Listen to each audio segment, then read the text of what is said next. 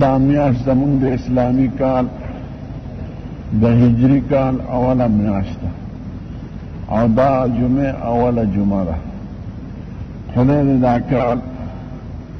د اسلام دا کال د ټولو مسلمانانو لپاره د فتح او د نصرت او د کامیابۍ ذریعه وګرځوي او د اسلام دشمنان په هره جامه کې چې خدای دې خپل کور کې په غم او مصیبت مبتلا کړي او مسلمانان د خدای د هغې د شر نه محفوظ کړي. نو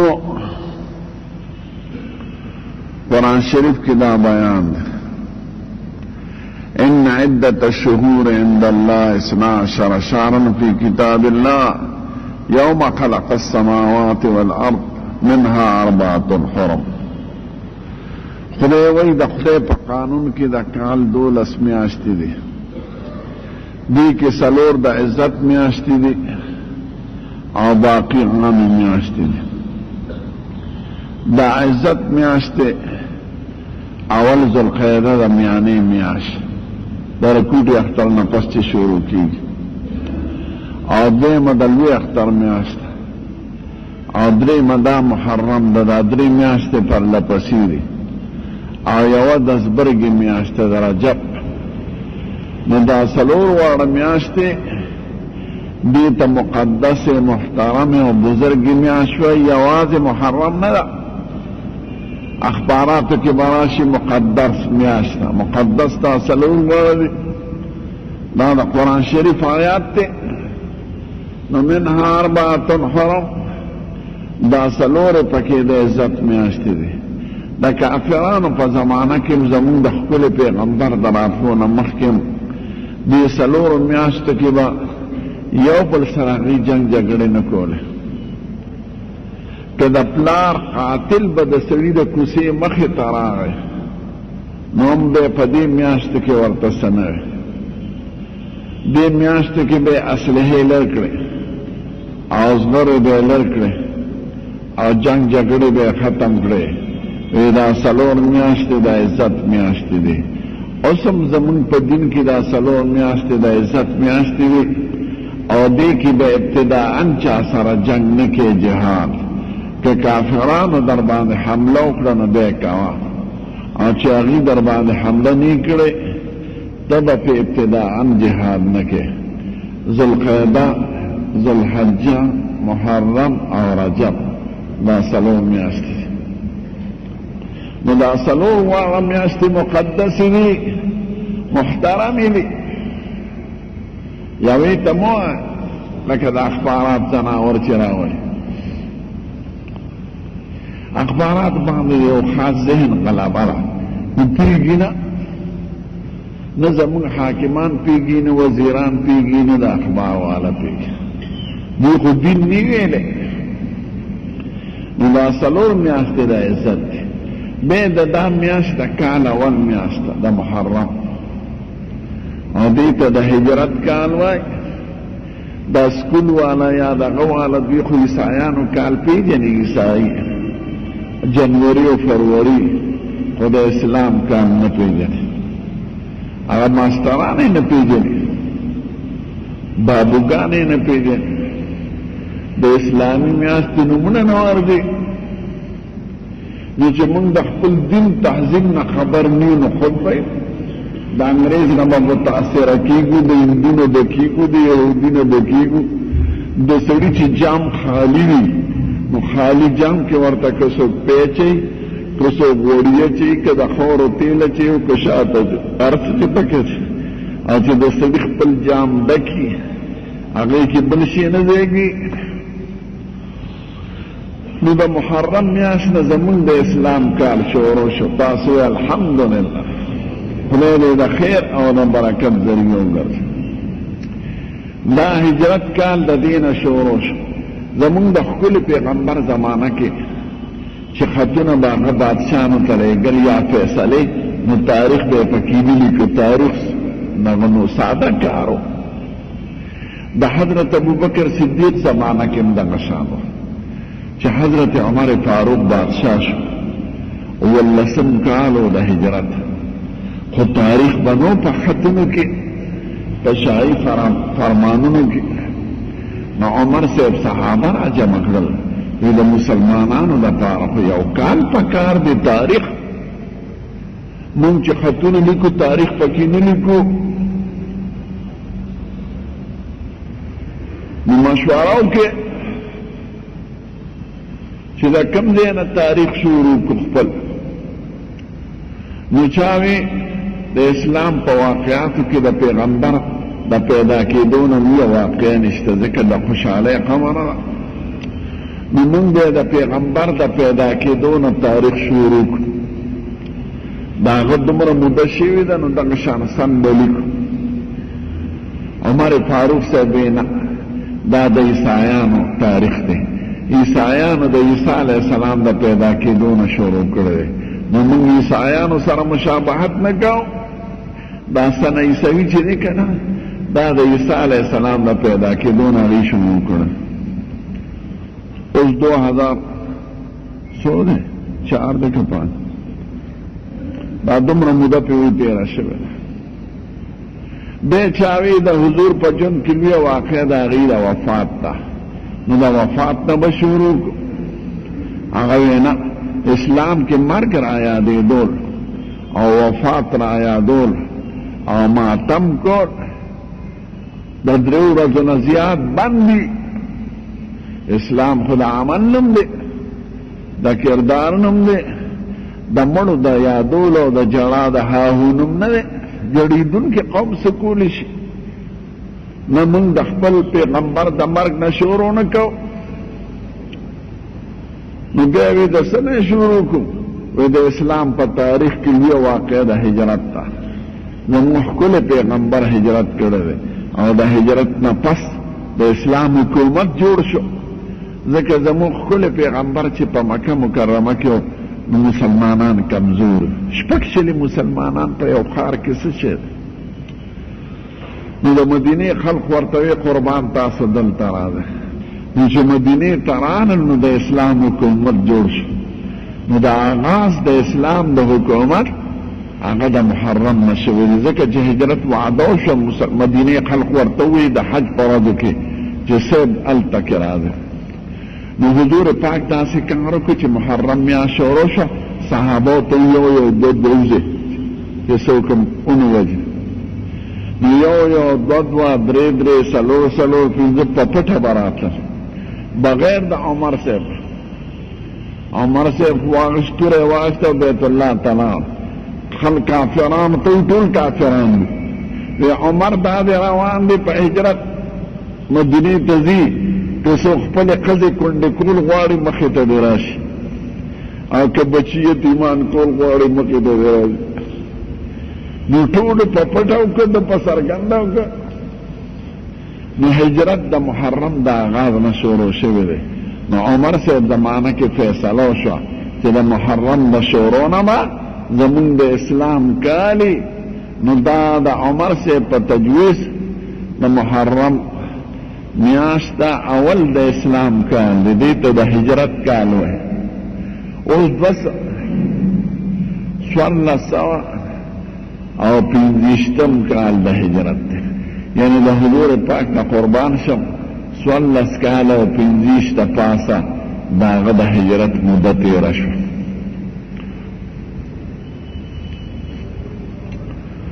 نو محرم هجرت دا د عمر صاحب د زمانې نه شروع شو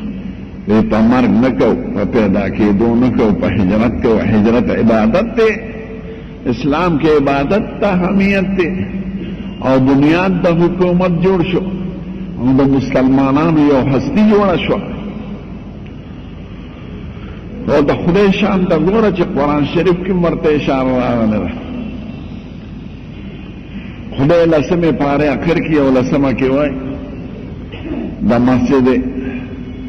ضرار په سلسله کې د دواړو جهانو سردار چې هجرت وکړ اوس که لاړی نو لوی سړک د هجرت په لار تقریبا جوړ دی نو هلته ورته طریق الهجرت وایي چې د دواړو جهانو سردار په دې لار دا لاره تقریبا په هغې سره نږدې ده یو پخوا سړک او یو اوس نوی لوی سړک پلن جوړ دی هغه ته د هجرت سړک نو چې تاسو لاړې خدای پاک دې تاسو توفیق نو اول چې مدینه ته سړی راځي د مکې نه نو قبا راځي او بسونه ټول د قبا په لار راځي اوس نو حضور پاک راورسېد او قبا کې پرېوت دا وړه محله وه هغه وخت د ښار نه جدا وه اوس ښار ورسېد هغې ته د هغې قوم نوم و بنو عمرو بن عاص یو صحابي و هغه به د خپل کور کې ځای ورکړه ټول صحابه مخکې رالیږلو علي صاحب یې کشر و وی ته به کور کې ته به زمونږ ماشومان او بیبي یوه بیبي وه د حضور پاک دغه وخت کې د هغې نوم و سودا او ما سره چې د خلقو امانتونه دي دا به ورکړې نو بیا ته راځه زه به تا ته په قبا کې په انتظار یم نو اته ورځې پس به هغې راورسېد نو قبا ته چې راورسېد نو د جومات بنیاد یې کېښود دا کور نخم وی چې کوم وخت زالته پخوانی کور خو د قبا جومات به 3 ځله جوړ شو یو ناشنا جوړ دی چې سړی حیران شي نو چې قبا بنیاد یې کېښوده هلکه زم پکې تړلی خدای ورته بیت الله شریف وښودله ځکه هغه وخت کې خو نوي حالات تو نو هلته ګس لاس ته پخوا اوس نشته دیوال کې یو سوري و بادشاه نو هغه یادګار پرېښو چې دلته د دواړو جهانو سردار ودرېد او مخامخ ورته خدای بیت الله شریف وښودله او د هغې په سمت او په طرف کې د جومات بنیاد کېښود دا جومات تی تاریخي او چې سړی هلته ورشي 2 رکعته مونځ پکې وکړي خدای پاک د یو عمرې عمره ثواب ورکړي زموږ ښکلی پیغمبر به د هر خالي پرسته کله پیدل کله سور او 2 رکعته مونځ به هلته وکړي قبا کې او اوس هم بې اندازې موټرې او بسونه ورځي او هلته 2 رکعته نفل کوي نو دا جماعتو بیا منافقانو چې حضور پاک 9 کال د هجرت باندې تبوک ته ته نو منافقانو هغې سره یو نږدې جماعت جوړ کبل د خپل شیطاني مشورو دپاره نو چې حضور پاک جهاد ته روانو دوی ورته قربان تاسو راشئ چې د دې جماعت افتتاح وکړئ هغه وی زه چې راشم د جهاد نه بیا به راشم چې واپس لاړ 2 میاشتې پس راغی رجب کې تللی او رمضان کې واپس شو خدای ورته په لاره ووی چې ورنشي دا منافقانو د خپل شرارت دپاره جوړ کړی دی او ورته وایي لمسجد اسس على التقوى من اول يوم احق ان تقوم فيه رجال يحبون ان يتطهروا والله يحب المطهرين هغه جماعت چې د اولې رمضې نه بنیاد په تقوا او په پرهیزګارۍ دی هغه جماعت کې مونځ وکړه دغه کې مه کوه او د هغې په بیان کې خدای وایي والذين اتخذوا مسجدا ضرارا وكفرا وتفريقا بين المؤمنين وارصادا لمن حارب الله ورسوله وليحلفن بالله ان اردنا الا الحسنى والله يشهد انهم لكاذبون لا تقم فيه ابدا وی دې بعض خلقو د ضرر او د مسلمانانو د تفریق او د خدای او د رسول د دشمنۍ او د اسلام د خلاف یو مرکز جوړول غواړي پام کوه چې پکې ونه درېږي هغه جماعت کې لمونځ کوه چې کوم د اولې ورځې نه بنیاد په تقوا شوی نو دا اوله ورځ اشاره شوه دې ده چې دا اول موده ده د اسلام هغه جماعت متعلق وي دا وسوځوی هغه روان که ویسوځه نو خدای ورته اول یومین ویلی دی نو اولې ورځې په اسلام کې دا د هجرت ورځې دی او زمون کال د دې میاشتې نه شروع کیږي ځکه د هجرت کال بیا دې کې 10مه ورځ د عاشورا نو عاشورا ته ځکه عاشورا وایي عشره عربی کې لسو ته وایي نو عربو کې حساب د شپو ورځو د شپې نه نو عاشورا صیغه د مؤنث ته لیلة العاشورا لسمه شپه یعنی ورځې لسمه نو شپې نه حسابوي ځکه په اسلام په تاریخ کې شپه مخکې ورځ وروستې که سعودي عربو ته لاړی نو تاریخ هلته د ماښام نه بدلیږي هلته به ماښام 12 بجې دلته زموږ وطن کې 12 بجې د شپې وي او نیمه شپه تاریخ بدلیږي هلته ماښام بانک سره بدلیږي نو د ماښام نه پس چې څه واقعات شي هغه په هغه د ورځې په تاریخ کې نو دلته د نیمې شپې نه بدلیږي هلته د ماښام نه شپه د اسلام په حساب کې تابع د ورځ ده اوس زمونږ د جمعې شپه بېګانۍ وه دا آینده نه ده او د انګریزانو په حساب کې د جمعې شپه د آینده شپه ده موږ دې راتلونکې شپې ته د خالي شپې وایو او د جمعې شپه دا تېره چې شو د زیارت ورځ د ماښام نه پس دا د جمعې شپه ده نو لیلة العاشورا لسمه ورځ دې ته عاشورا ځکه وایي چې لسمه ورځې د اسلام نه مخکې خلقو به د دې ورځې عزت کو ځکه دې کې د لسو پیغمبرانو سره خدای احسانات کړي دي نو عاشورا ورته ځکه وایي چې عشره لسو ته وایي د لسو پیغمبرانو اهم واقعات په دې کې شوي دي عربو به بیت الله شریف ته چې غلاف اچو نو د عاشورې په ورځ به اچو د دواړو جهانو سردار مدینې منورې ته راغی نو مدینه کې یهودیانو درې ډلې درې قومونه یو ته به بني قینقاع بل ته بني النذیر بل ته بنو خزر قریظه نو بني قینقاع په شهر کې اوسېدل زرګران مالدار او بني النذیر قبا طرف ته اوسېدل د مدینې شمال ته باغونه د قجر اوسم بعضې قلاګانې شته او بني قریظه داسې شمال مشرق ته یو 6 میله فاصله کې د یو غر لمن د هغې کې اوسېدل دا درې واړه یهود خدای ختم کړي نو چې حضور پاک راغی هغه په خپله ربیع الاول کې راغلی خو چې د محرم میاشت شروع شوه او عاشورې ورځ راغله نو ټولو یهودو روژه نیولې وه نو حضور پاک وی دا څنګه روژه نیسي یوسف دوی د موسی علیه السلام په عزت کې نیسي وی ولې وی په دې ورځ هغه خدای پاک د فرعون نه خلاص کړه فرعون سره د لښکرو نه هغه د عاشورې په ورځ مردار شوی نو دوی په هغه شکرانه کې چې خدای زمونږ پیغمبر او زمونږ مشران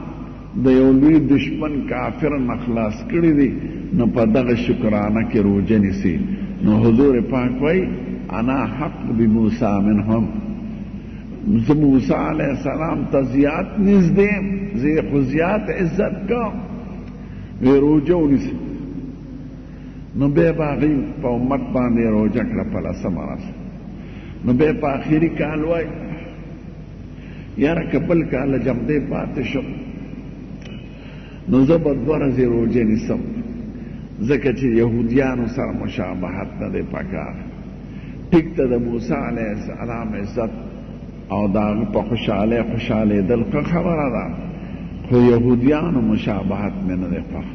نو بل کال له به ورسره یا مخکې روژه نیسم یا به ورسره وروسته نیسم نو وفات شو بل کال لانغې نو اوس هم حکم دا دی چې سړی د عاشورې ورځ روژه نیسي ول غواړي نو یا دې ورسره یوه مخکې ونیسي یا دې ورسره یوه وروسته ونیسي چې د یهودیانو د مشابه یهودیان په کال کې 3 ځله روژې نیسي یو پکې عاشوره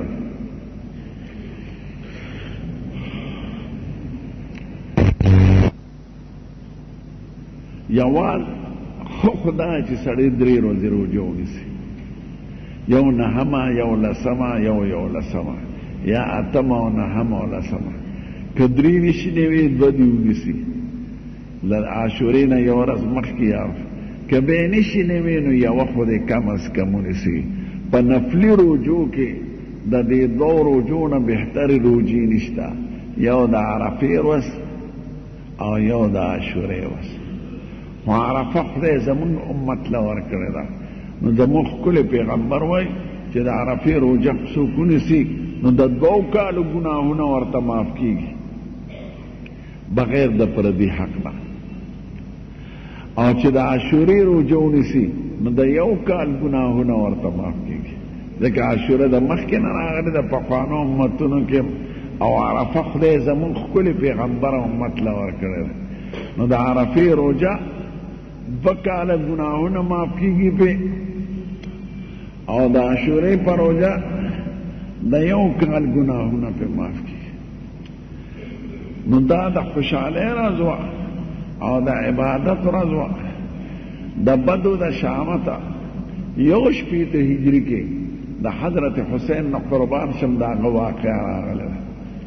هغه په دې ورځ شهید شوی. نو خلقو د دې نه د ماتم ورځ او د ماتم میاشته جوړه کړه، کنې حقیقت کې داسې نه ده. دا د عزت بیان زمون په دین کې په مړو باندې هغې ته به دعاګانې کې، د هغې په شهادت په صبر کې، هغې دپاره به لوی درجې د خدای نه غواړئ، او چې په کوم دین یې قرباني کړې ده هغه دین باندې به قرباني کې. خو ماتمونه کول، جړاګانې کول، جلوس وکړل، دا هېڅ شی نه دی په زمونږ په دین کې. که په مړو جړا روا نو د حضرت حسین نه خو لوی لوی خلک شهیدان شوي دي. حضرت حمزه د حضور پاک تره دی، او د علي صاحب هم تره دی، او د حسینینو نیکه کېږي. په جنگ احد کې داسې شخص شهید شوی چې غوږونه یې ترې پرې کړو کافران، پوزه یې ترې پرې کړی و، سینه یې ونه شلولی وه، زړه یې والا پرې کړو، او زړه یې والا روح کې په هغې چکونه لګېدلو، قیمې قیمې، او دا خاص اندامونه یې ترې پرې کړو. نو داسې پروت و په میدان کې لکه د قربانۍ څاروی چې قصاب ټوټې ټوټې کړي. حضور پاک په دې شهیدانو ګرځېده، او د سره ډېر ظلم شو. نو مرګ خو راځي، شهادت راځي، خو په دې زیات ظلم خفا و. نو سترګو نه اوښکې لاړی، وی کني په خپل هم ډېر خوږ و، وی قسم دې ستا بدل به تیلم. د خدای د طرفه حکم راغی نه، دا به نه وی.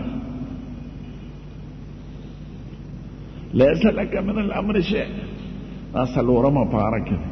لیس لک من الامر شیء او یتوب علیهم او یعذبهم فانهم ظالمون. دا ستا اختیار نه دی، دا ټولې فیصلې زما د حکمت مطابق دي. زه قرباني غواړم، دین په محنت او قربانو راغلی دی، او د امت دپاره نمونه جوړول غواړم. جنت خو شاباسګړه نه ده چې د ستړو دی وي، یا نسواریان دی ورته ځي بغیر قربانو. تو به دا نه وی خیرې کولې هغه چا ته چې چا وجلی و، او دا وی نه، خدای به هغوی ته هدایت وکړي. او واقعي ده چې څنګه د خدای د طرفه حکم راغلی و، او چې چا وجلی او چا ته غوږونه پرې کړو، او چا ورسره بې عزتي کړې وه، هغه ټولو ته خدای هدایت د ایمان وکړه. هغه لوی سړي شو، خو د کفر زمانه وه، د ناپوهۍ او د جاهلیت. نو خدای پاک وایي نه ته به خیرې نه کې، دا زما کار دی، زه به هغې ته هدایت وکړم، او که د هدایت د غني نو بیا زه پیش او کار مې پیش. نو که جړا پکار وي په هغه پکار. او حضور پاک په اکثر د جمعې یا د زیارت پر ورځ به حضرت حمزه زیارت له ورته، هلته چې حاجیان لاړ شي اوس هم ورځي حضرت حمزه زیارت له. او حضور پاک په خپل لاس خښ، او کفن یې نو جامې ته شلولی وی، نو یو ساده شانتي و نیمګړی، نو چې سر باندې به یې واچو خپو ته یې نه رسېد، خپې به یې څرګندې وی، او چې په خپو به یې واچو سر به یې څرګند شو. حضور پاک وی په سر والا واچو، او په خپو والا خوډلې واچوې، سرګړی واښه په دغه طریقه هغه شو. نو کې د ټولو شهیدانو سردار هغه دی سید الشهدا زمون په امت کې هغه حضرت حمزه دی. ځکه زموږ ښکلی پیغمبر ورته سید الشهدا ویلی او هر جارت جمعې به ته د وفات ته لږې ورځې مخکې ملاړ او شهیدان چې وو په هغې جنازه وکړه 7 کاله پس بیا پې د جنازې لمونځ وکړه. ما پې په خپله هم د جنازې لمونځ کړی څو علماو سره. نو هغه اول شهید هغه دی او د شهیدانو سردار. نو که جړا را واخو په هغه به نه خدای منع کړي دي نه جړا یې منع. بیا که جړا پکمار په عمر فاروق پکارو 9 کاله بادشاہي کړی او 22,53,000 مربع میل ځمکه یې فتح کړې د پاکستان 9 چنده زیات او 2 بادشاهانو له شکست ورکړل. هغه وخت کې 2 بادشاهان داسې وو لکه اوس چې موږ امریکا او روس یادو. یو د ایران بادشاه فارس او بل د روم بادشاه عیسایان. دا مجوسیانو ایرانیان او روم والا عیسایانو. روم ایران ټول ختم کو فتح کو او د روم عیسایانو نه د عربو ټول علاقې واغشتې. دا چې شام وینه عراق وینه اردن وینه دا ټول عمر سے فتح کړی. نو 22,53,000 مربع میل 3,000 جماعتونه جوړ کړي او 900 جامع مسجدونه. چې جرمني کې یو ښار دی بون ورته او بون کې یو کتابخانه د لایبرري ده. په هغې کې 400 د تاریخ په مختلفو ژبو کې د عمر فاروق سے په تاریخ باندې کتابونه پراته. انګریزان او یهودیان وایي چې د عمر غوندې شخصیت په دنیا کې دوباره راشي شاید چې د مخ د ځمکې نه به علاوه د اسلام نه نور ورڅه ختم شي. نو که جړا پکار وه خیر ده په مانځه کې یو ظالم ایرانی مردار مجوسی په چاړه په پشقوزه و 9,000 او هغه سره 5-6 کسان نور موال چې چا به ورته لاس کو هغه به یې وه. ځکه مانځه ته ولاړو بجلی نه وې رڼا نه مو په تیاره کې د سبا په مانځه کې د مانځه کې د چای. نو که جړا پکارو د عمر صاحب په مرګ به مونږ جړل ځکه دومره کارنامې کړې وې. که جړا پکارو په حضرت عثمان په دنیا کې او په ټولو قومونو کې داسې شخص نه دی تیر شوی چې د یو پیغمبر 2 لوریانې پې وادي بغیر د حضرت عثمان. د آدم علیه السلام نه راوالی تر زمون پیغمبره پورې داسې شخصیت نشته چې 2 لوریانې دې پې وادي یکې بعده دیګرې. 3 ځله جنت ګټلی دی د حضور پاک د خولې مطابق باختا جنت ګټ کړه. واقعات 12 کاله 12 ورځې کم 12 کاله بادشاهي کړې ده او 12 لاکه مربع میل فتح کړې ده. افغانستان هغه فتح کړی او د مصر نه خوا علاقې مصر سره متصل لیبیا ده او بیا خوا مراکش دی او د افریقې د اکثر ملکونه او د بخارا او بلخ او د افغانستان پورې دا حضرت عثمان سے فتح کړی. کابل کې اوس هم 2 صحابه خښ دي د هغه د زمانې مجاهدین که ښار ته لاړه. نو هغه ظالمانو څوکۍ ورته ولاړه وه د حضرت حسن او 2,000 نفر باغیان مفسدان راغلل. صحابه ورته ویل قربان مونږ ته اجازه وکړه چې دا جنګ ورسره وکړو. نه زه په مدینه کې جنګ نه غواړم او چې څوک کلمه وایي د هغې خلاف زه توره راوچتول نه غواړم. د دې نه ډېر سخت نفرت و. غلامان یې وویل قربان اجازه وکړه چې سر دې پرېږدم. ویې نه کوم غلام چې توره وغورځول هغه آزاد. معاویه صاحب په شام کې و نو دا ذرایع خو نو هغه وخت کې دومره خبر شو چې څه فساد دی فتنه ده په دغه کې مدینه کې خبرې راوړې وې زه فوج درلېږم وې نه